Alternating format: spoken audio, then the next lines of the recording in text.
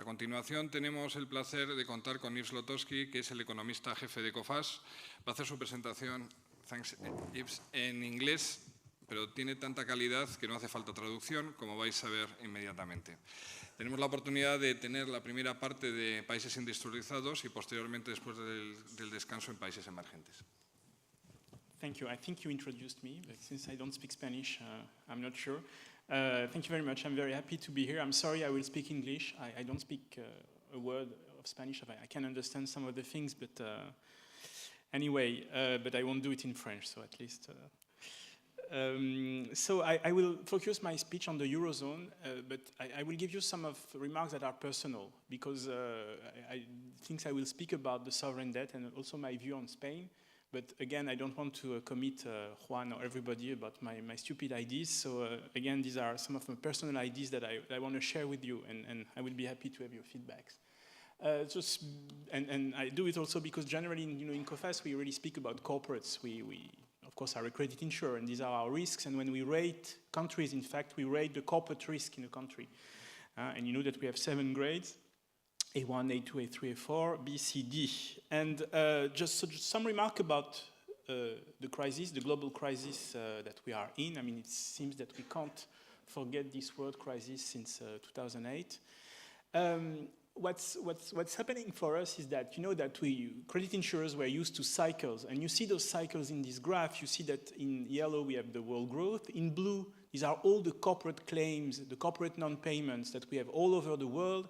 And you see that, so every 5 to 7 years we have a crisis, which is good because it means that we are useful. Of course, these crises are maybe a bit costly for us, and especially the last one, as you see, because the level of claims in 2009 has been absolutely terrible. I mean, we have never seen that in our history. But you see that normally after a crisis that lasts something like 2 years on average, we have 7 good years. And the problems that we have this time is that we've had after 2009, beginning in the second half of 2009, we have seen the claims going down, down, down. Excellent 2010, very good year. 2011, the first half of the year was good. But again, we see claims going up in the second half of the year, meaning that we didn't have our 5 good years. So that's something that's very strange for us, because normally, I mean, those cycles are in a way broken. And I think that's a bit worrying, because of course it means difficulty for credit insurers. Of course, it also means difficulty for corporates. It means that the corporates are not out of the crisis. There is still a lot of fragility. And by the way, this is especially the case for Spain, because we have seen, of course, a very difficult year in 2009 for Spain. We have seen some improvement, but again, we have seen deterioration.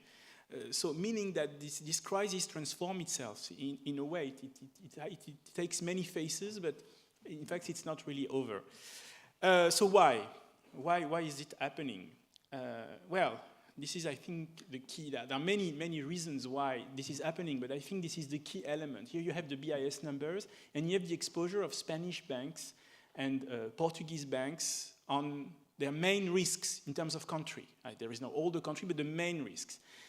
And what you see, and the problem that we have in Europe, but also at the world level, is the imbrication of the debt. Meaning that, of course, a Portuguese problem is a Spanish problem. The Spanish problem is a Portuguese problem, because, of course, through the games of the exposure of banks. And, of course, you can go much beyond Spain and Portugal. Of course, you see that UK, of course, that, for example, for Spanish banks, the US is a very important exposure, exactly as French banks that are very heavily exposed on the US.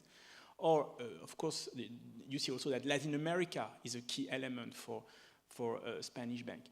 So this imbrication of debt means that there are not anymore local country crises. Country risk, in a way, is not so much the right word than systemic risk. We are living now in the systemic risk area, meaning that if you have a problem somewhere, it becomes the problem of everybody through these linkages.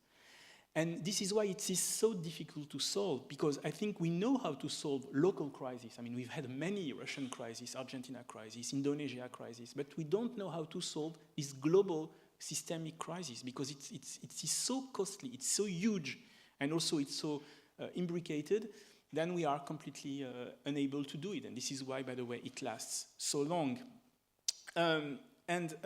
So I think that so what's the answer? And well, because I come from an emerging market background, I think you have different answers to get out of this kind of crisis. You have these very radical answers like the Argentinians and the Russians have done, which means defaulting on your debt. And by the way, that's what the Greeks have done. I'm sorry, it's a default. You write off a part of your debt.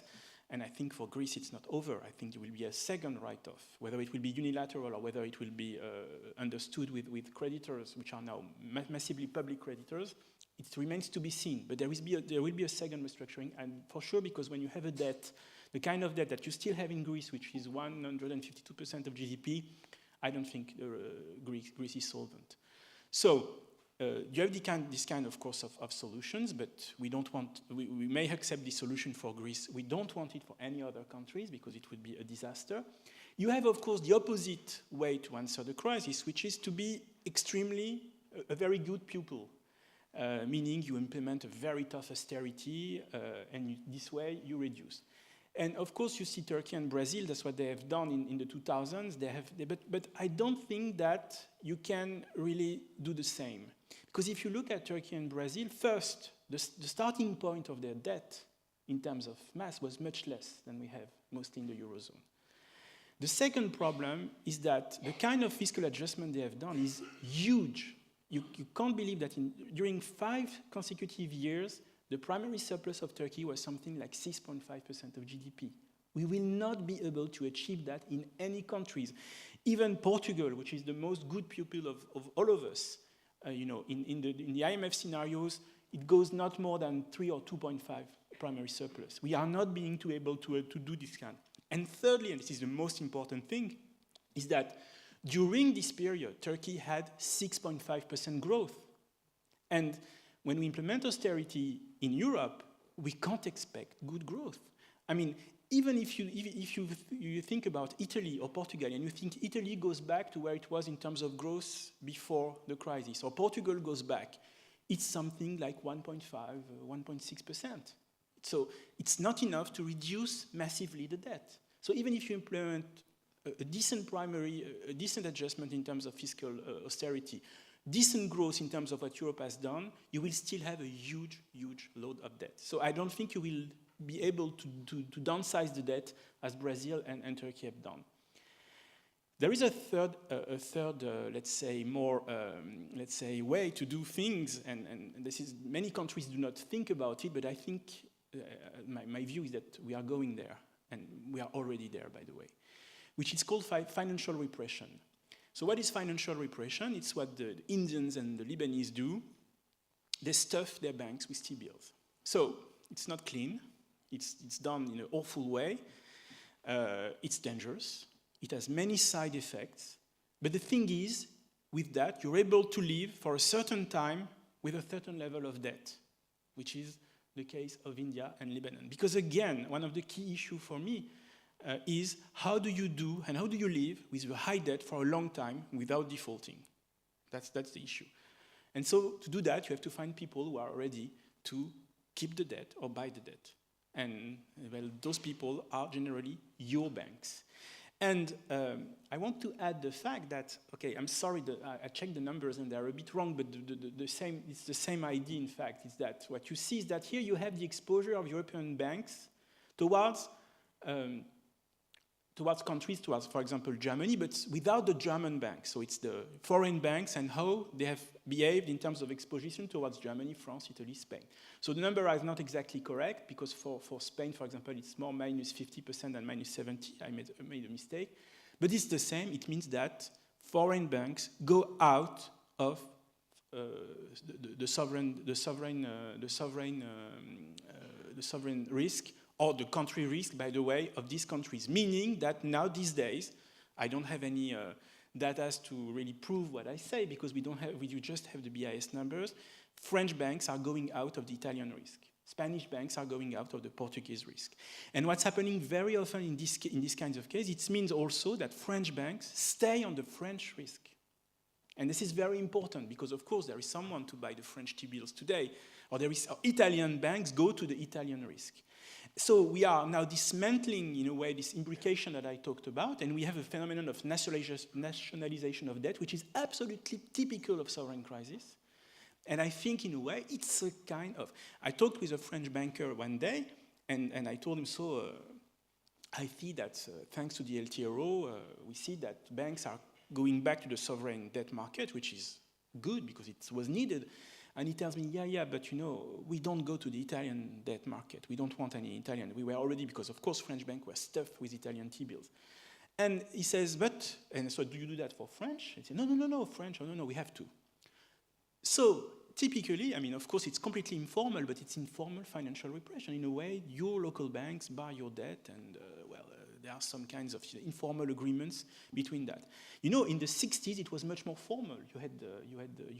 The banks had to do it. You had managed interest rates. So, and there has been a paper by Rogoff and Reinhardt on the subject, which is very interesting. And Rogoff and Reinhardt, the two great American economists, says, well, there is no other possibilities for Europe right now, except, of course, sovereign defaults, which we do not want.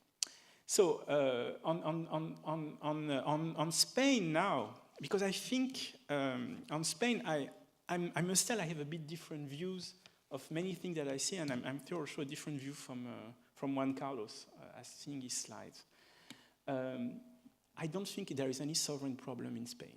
I mean, I'm telling very bluntly, I think the issue and the debate about what will be the level of deficit in Spain, to me, is not the real debate.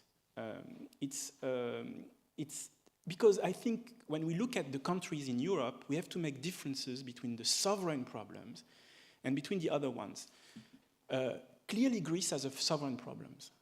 The heart of the key problem of Greece lies with the public finance and the way the government has acted so far. It's not only a debt equation, meaning what's going to be the debt of Greece if you take some assumption on the interest rates, on the primary surplus, on the growth. Behind the numbers, you have the question of a government that is unable to implement fiscal discipline in its own country. And all sovereign crises come from there. If you look at Argentina, if you look at Russia, it was exactly the same issue. You have a country that is a government that is unable to deal with its corporates, with its households, to get the fiscal recipes. It's as simple as that. So it's an institutional question, and we have to build institutions, real institutions in Greece. So it's not going to be, I don't say it's easy, it's the most difficult in a way. It's the most difficult because the problem is much, much more difficult to deal with than the Spanish problem. The Spanish issue, to me, in fact, is very classical. And because, again, I come back from emerging market background, it reminds me, in fact, of the Asian crisis. So what's really the relation between Asia in the 90s and Spain? Well, it's a typical banking crisis where, in fact, you've had too many private debt in the economy, and the private debt has been transferred into the portfolio of some banks, of course, because it's always like this when you have a banking crisis. It doesn't mean that all the banking system has problems. This is always the problem, is that some banks are stuffed with bad loans, pretty heavily. And you have to deal with the banking problems. There are some, of course, very healthy banks, and we are invited here by a great bank, but of course you have some problematic banks. And so what has been happening in emerging markets when you have that kind of problem? There are three, I think, lessons that you can draw from emerging markets regarding banking crisis stuffed with bad loans, with high debt from the private sector. The first one is what kind of measures do generally emerging markets have taken successfully. The measures they have taken is you create a bad bank, create whatever you call it. It can be called many ways. It can be several. It can be one. It depends on how you do it. You take the bad assets of the banks and you put them in the bad banks first. And the second thing that you have to do is to recapitalize the bank. This is the heart of all the major banking reforms in Asia, and that's the way most of the successful emerging markets have dealt with their bank when they have dealt it, because they have not always. Reducing the number of banks or imposing some more provisioning or some capital in the banks is generally not enough. It's generally not enough. It's part of the reform, of course, but the heart of the reform isn't there. Is that you have to take out the cancer, the tumor, and put it away. Because otherwise, it won't work. So that's the content of the reform. The second issue is the rhythm of the reform. And this is extremely important when you liaise with banking. There is no step-by-step approach in banking reforms. It doesn't work. If you do that, you are like in Russia. That means you do a little thing one year, and then you do a second thing the next year. And you are always with a sick banking system that when there is a problem, when there is a shock, the banks stop working. So the lesson is you have to act radically and quickly and massively. And why is it so important? Because, of course, to me, what the most important threat for Spain or for Greece or for Europe or for France is banking run. Because this is awfully difficult to deal with once it started. So if you want to avoid banking run, you have to do it massively, quickly. I mean, there's what the Turks have done. They've done it absolutely in 2002. They've done it absolutely 2001 and 2001, 2002. They've done a massive banking reform very, very quickly in order to really treat the banking system. And now they have a very solid banking system thanks to what they have done. And the third element, which is one of the difficult thing for Spain, is the cost of the reform. Because, of course, banking reform costs a lot. You know, it's something like, if I remember well, it can go from 10% of GDP to 25, 30% of GDP. So the question is, who is paying?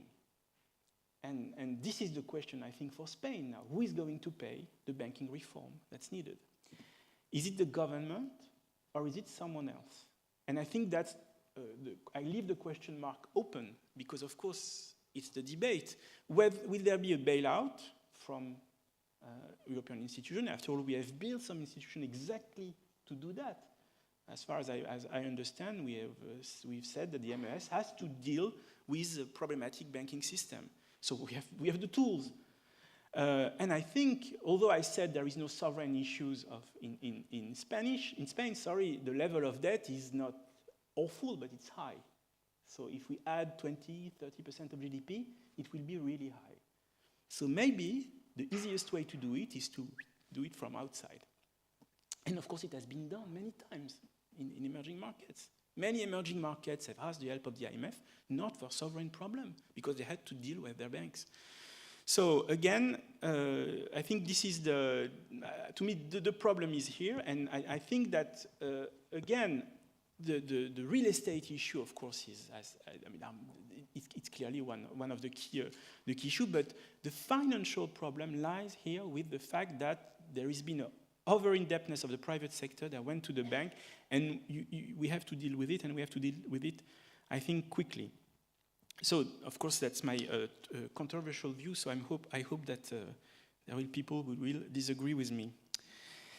So to come back to I will not go to the US, to the Eurozone. Of course, well, I completely agree with Claudia and her outlook for us. I mean, now the problem for corporates is not, of course, only the banking problem in Spain. It's of course growth. I mean, everything goes and comes back to growth. Because now the environment for corporates is extremely difficult, and we feel it, of course, in Greece and Portugal, but we also, of course, feel it in Spain and in Italy, which is has been officially in recession. So this is, of course, the first problem, and the two countries that first, of course, France and Germany, are not doing that well. Of course, we are not in France exactly like in the situation of Italy or of Spain, but let's say that we are beginning to feel bad things. I want to say that when you are in France, or if you were in France the last day, it seems that you were not in the Eurozone. You were somewhere else, you know, in another planet, a planet that was watching TV all the time, talking and looking about presidential elections, because, you know, it's such a match in France that everybody is passionate by it, and it's not over because we have the general elections in June. So in fact, France in 2012, or in the first half, has been living in a bubble. There has been the LTRO, then there has been the election. So in fact, we were out of the crisis, but of course September is going to be a hard time for us. So France is really decelerating. The first quarter is 0. what's amazing is that still positive growth for consumers. So I always say the same thing, is that French consume whatever happens. But of course it's fragile, because then what's going to happen next is that if there is a new episode of deterioration of the Eurozone, you will see confidence of consumer falling, and this slowdown in France can turn into a recession. And it changes everything in France, because the problem in France is that corporates, on the average, are fragile. They are in debt. They are very dependent on credit, very often. Very low capitalization, of especially small companies. Small companies do not export enough in France. So there's a lot of fragility on the microeconomy in France. So if there is a shock coming from the macroeconomy, the claims will go up very much in France. So again, the situation of France is, it depends. If the Eurozone, if everything goes well, we can survive with the slowdown. If things really getting worse, then the effect on France through the consumer confidence will be terrible. For Germany, of course, it's another issue. Now, the first quarter, has been very good in Germany. The last quarter has been so and so. Still, the economy is slowing down compared to the kind of growth they've had last year and the year before. What we see in Germany, of course, is that they are very dependent on external market, and I think they overlook a bit this dependency in Germany. I mean, they are not completely aware in a way that they are so dependent on what's going to happen in France, by the way, or in Spain or Italy. And the fact that the cost of the crisis, of the real economic crisis in some of their neighbors can be very costly for them, because of course, the German economy is very open. The chance for Germany is that the corporates are very solid, much more solid than in France. The average corporate is much healthier, and especially the small ones. The small corporates are bigger on the average in Germany. They are very well capitalized. They have these long-term links with the regional banks, which helps them to have credit. So, of course, in terms of their ability to resist a shock, it's stronger. So I think we have to be more in the match of France versus Germany. I think Germany wins, but I think you're not surprised by this. On the other elements that weigh on corporates, of course, there is the credit issues coming from banks. I think that if you look at the surveys of the ECB, we are not really in the credit crunch yet, because the problems of credit that you see in Southern Europe or that you've seen in Ireland, they are coming from demand more than from supply. It's not clear that you have a rationing of the supply of credit.